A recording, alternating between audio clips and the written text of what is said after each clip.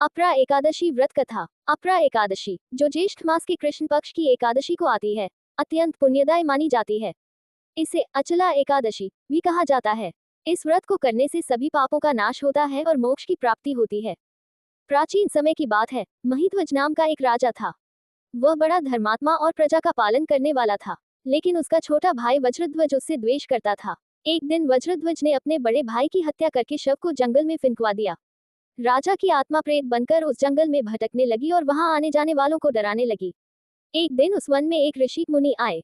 वे राजा की प्रेत योनि में कष्ट भोगती आत्मा को देखकर करुणा से भर उठे।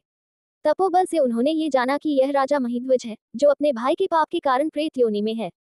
ऋषि ने उस प्रेत आत्मा को शांति दिलाने के लिए अपरा एकादशी व्रत किया और व्रत का पुण्य राजा की आत्मा को अर्पित कर दिया।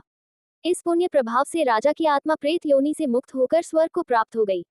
अपरा एकादशी व्रत करने से ब्रह्महत्या, गौहत्या, झूठ बोलना, छल कपट, चोरी जैसे पापों से मुक्ति मिलती है। यह व्रत विशेषकर उन लोगों के लिए फलदायी है जो मोक्ष की कामना करते हैं। जो व्यक्ति विधिपूर्वक इस व्रत को करता है, वह जीवन के सभी कष्टों से मुक्त हो जाता है और पुण्य फल प्राप्त करता है।